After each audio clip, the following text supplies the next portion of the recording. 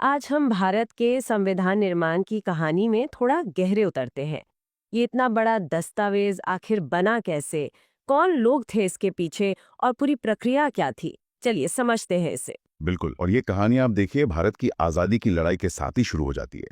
मतलब जैसे जैसे आज़ादी का सपना मजबूत हुआ ना, बिल्कुल। वैसे वैसे अपने संविधान का विचार भी वो पनपने लगा। हाँ, ये जानना दिलचस्प है कि ये आवाज उठी कब सबसे पहले, अपने संविधान की बात। देखिए, औपचारिक तौर पर देखें तो लोकमान्य तिलक ने 1895 में इसका जिक्र किया था। फिर 1906 में कांग्रेस अधिवेशन हुआ, दादा भाई नौरोजी अध्यक्ष थे। वहां भी स्वराज और संविधान की मांग उठी। अच्छा। लेकिन एक बड़ा मोड़ आया 1922 में, जब महात्मा गांधी ने यह कहा कि भाई भारतीयों का संविधान भारतीयों के इच्छानुसार ही होगा। ये बहुत बड़ी बात थी उस समय। बिल्कुल। मतलब अब सिर्फ सुधारों की बात नहीं थी, ये आत्मनिर्णय की घोषणा थी एक तरह से। तो ये तो हुई इच्छा की बात। हाँ। पर इस इच्छा को असलियत बनाने के लिए एक संस्था चाहिए थी, मतलब संविधान सभा। इसका आइडिया कैसे आया? हाँ, संविधान सभा का जो ठोस विचार है वो सबसे पहले 1934 में एम एन रॉय ने रखा। एम.एन. रॉय। जी। और कांग्रेस ने भी फिर जल्दी ही 1935 में आधिकारिक तौर पर इसकी मांग कर दी। फिर 1938 में जवाहरलाल नेहरू ने इसे और साफ किया। उन्होंने क्या कहा? उन्होंने कहा कि आजाद भारत का संविधान ऐसी सभा बनाएगी जिसे वयस्क मताधिकार से चुना गया हो। मतलब सभी वयस्क वोट दें और कोई बाहरी दखल ना हो। ये बहुत अहम था। हाँ, मतलब जनता की आवाज। बिल्कुल। तो ये मांगे तो उठ रही थी, राइट। पर ब्रिटिश सरकार क्या कर रही थी? उन्होंने कब सुनी ये बात? देखिए, अंग्रेजों ने इस विचार को, मतलब संविधान सभा वाली बात को, पहली बार सैद्धांतिक रूप से माना 1940 के अगस्त प्रस्ताव में। अच्छा, अगस्त प्रस्ताव। हाँ। फिर 1942 में क्रिप्स मिशन आया, स्टैफर्ड क्रिप्स के नेतृत्व में। उसने भी संविधान बनाने की बात मानी, पर दिक्कत यह थी कि दोनों में कुछ ऐसी शर्तें थीं जो मंजूर नहीं थी। हम्म। तो वो कोशिशें मतलब कामयाब नहीं हुई। तो दो बार बात बनी नहीं, फिर रास्ता कैसे खुला? वो कौन सी, क्या कहते हैं, कड़ी थी जिससे ये सभा बन पाई आखिर? वो कड़ी थी 1946 का कैबिनेट मिशन। ये 3 ब्रिटिश कैबिनेट मंत्री भारत आए और इन्होंने एक ऐसी योजना पेश की जिस पर खैर शुरुआती सहमति बन गई, हाँ। कांग्रेस और मुस्लिम लीग दोनों की। अच्छा। हाँ। और इसी मिशन के प्रस्तावों के आधार पर नवंबर 1946 में संविधान सभा का गठन हो सका। यही वो मिशन था जिसने वो प्रैक्टिकल ढांचा दिया। तो इस कैबिनेट मिशन ने क्या रूपरेखा दी थी? कितने सदस्य, कहाँ से आने थे सदस्य? योजना ये थी कि कुल 389 सदस्य होंगे। 389 काफी बड़ी संख्या है। हाँ।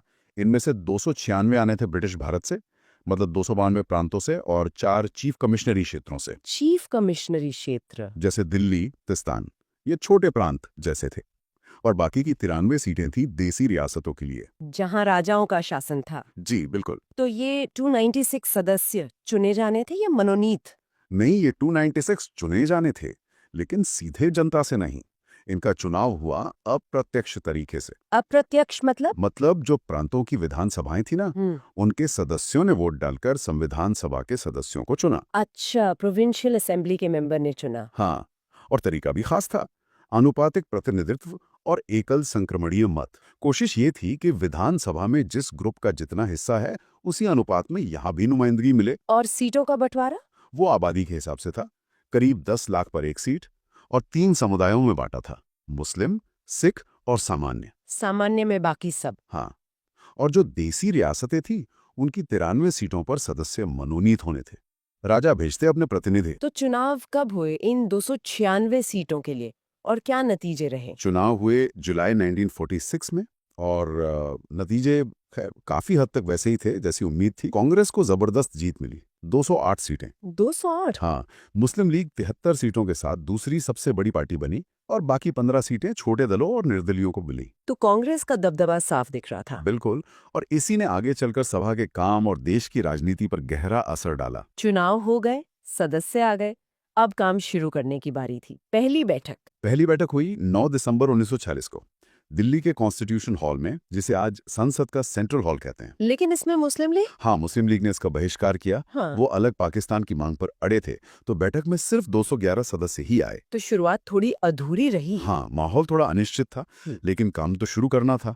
तो फ्रांस की तर्ज पर सबसे बुजुर्ग सदस्य डॉक्टर सच्चिदानंद सिन्हा को अस्थायी अध्यक्ष चुना गया। अच्छा, सबसे सीनियर मेंबर। जी। और फ्रैंक एंथनी को अस्थायी उपाध्यक्ष। ये तो हुआ टेम्परेरी इंतजाम। स्थायी अध्यक्ष वगैरह कब चुने गए? बस 2 दिन बाद 11 दिसंबर 1940 को दूसरी बैठक हुई। इसमें डॉक्टर राजेंद्र प्रसाद को सर्वसम्मति से स्थायी अध्यक्ष चुन लिया गया। डॉक्टर राजेंद्र प्रसाद। हाँ, और एक्सी मुखर्जी उपाध्यक्ष बने। एक और दिलचस्प बात, बाद में वीटी कृष्णमाचारी को भी उपाध्यक्ष बनाया गया, तो सभा में 2 उपाध्यक्ष हो गए। 2 उपाध्यक्ष, ये तो अनोखी बात है। हाँ, और इसी बैठक में एक और बहुत अहम नियुक्ति हुई। बीएन राव को संवैधानिक सलाहकार बनाया गया। बीएन राव, इनकी भूमिका तो बहुत महत्वपूर्ण मानी जाती है। बहुत ज्यादा। वो अनुभवी प्रशासक थे, कानून के जानकार थे। उन्होंने ही संविधान का पहला ड्राफ्ट तैयार करने में बहुत मदद की।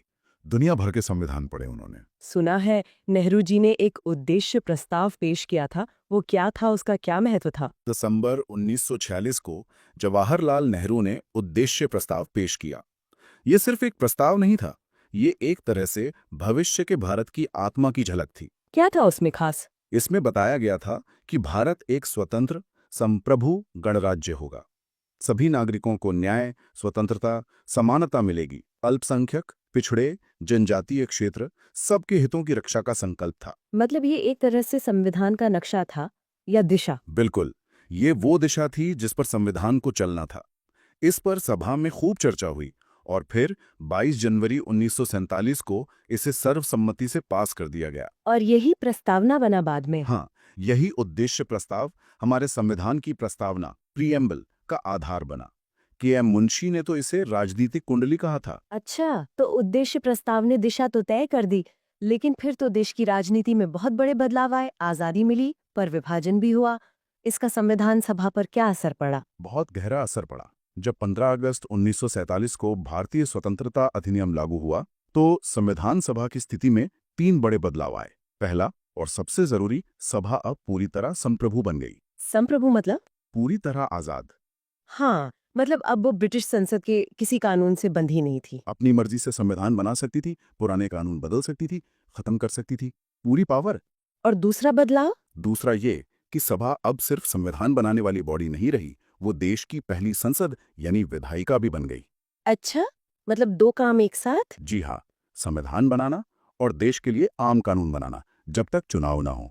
और मजे की बात, जब सभा संविधान बनाने बैठती तो अध्यक्ष डॉक्टर राजेंद्र प्रसाद होते, और जब कानून बनाने के लिए विधायिका के तौर पर बैठती तो अध्यक्ष जीवी मावलंकर होते। जीवी मावलंकर, जो बाद में पहले लोकसभा स्पीकर बने। बिल्कुल वही। विधायिका के तौर पर पहली बैठक 17 नवंबर 1947 को हुई थी।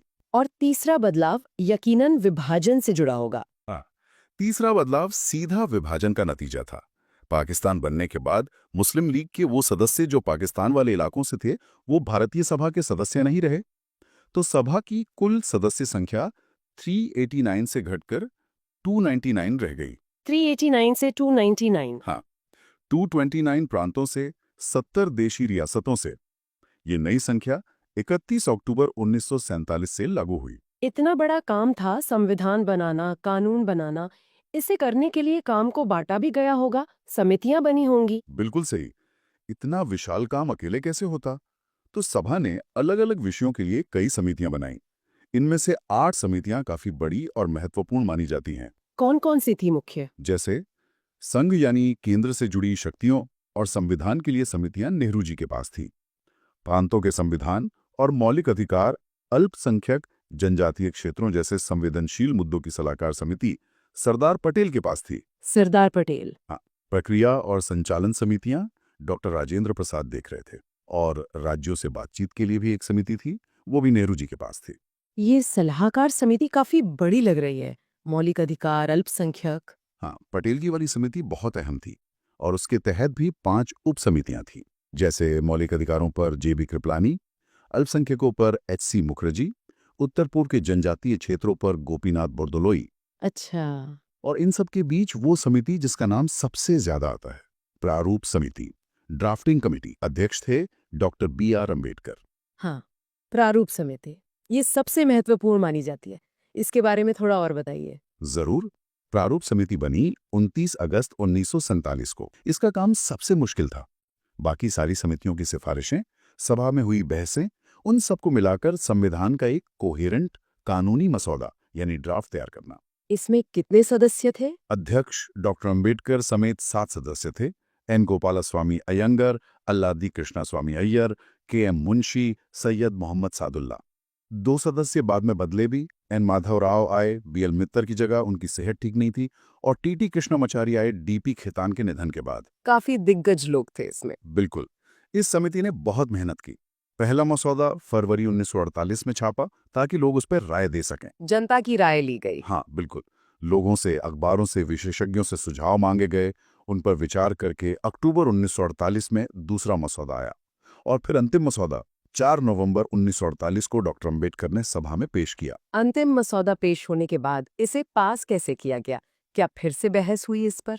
हाँ, इस पर 3 बार विस्तार से विचार हुआ, जिसे वाचन या रीडिंग कहते हैं।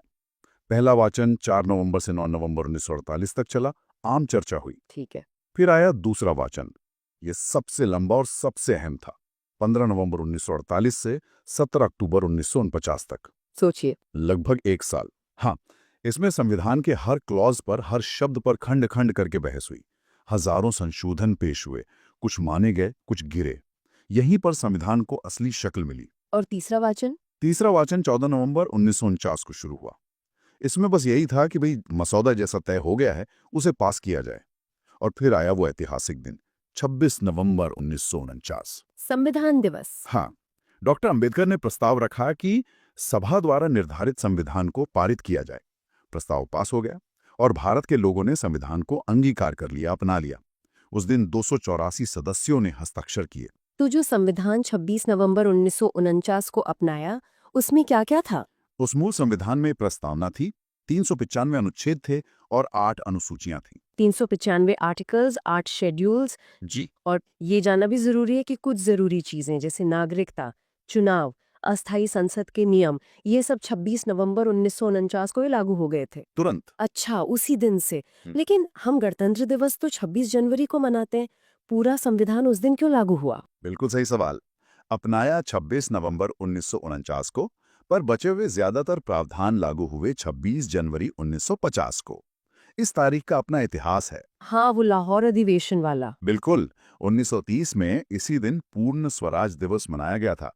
उसी ऐतिहासिक दिन की याद में उसे सम्मान देने के लिए 26 जनवरी 1950 का दिन चुना गया, जब भारत पूरी तरह एक गणराज्य बना। इसलिए 26 नवंबर संविधान दिवस और 26 जनवरी गणतंत्र दिवस। ये स्पष्ट हुआ। तो संविधान बन गया, लागू हो गया। हाँ। इस संविधान सभा का क्या हुआ? वो खत्म हो गई? संविधान सभा की आखिरी बैठक हुई 24 जनवरी 1950 को। इस दिन सदस्यों ने हस्ताक्षर पूरे किए संविधान की प्रतियों पर, और इसी बैठक के बाद सभा को औपचारिक रूप से भंग करके भारत की अंतरिम संसद, मतलब प्रोविजनल पार्लियामेंट में बदल दिया गया। अच्छा, वही संसद बन गई। हाँ, तब तक के लिए, जब तक 1951-52 में पहले आम चुनाव नहीं हो गए और नई संसद नहीं बन गई। ये अंतरिम संसद 17 अप्रैल 1952 तक चली। तो संविधान बनाने के अलावा क्या इस सभा ने कुछ और भी अहम काम किए इस दौरान? हाँ, बिल्कुल। संविधान बनाने के साथ साथ इसने कुछ और राष्ट्रीय महत्व के फैसले भी लिए। जैसे मई 1949 में राष्ट्रमंडल में भारत की सदस्यता को मंजूरी दी। Commonwealth membership. जी। 22 जुलाई 1947 को तिरंगे को राष्ट्रीय ध्वज अपनाया।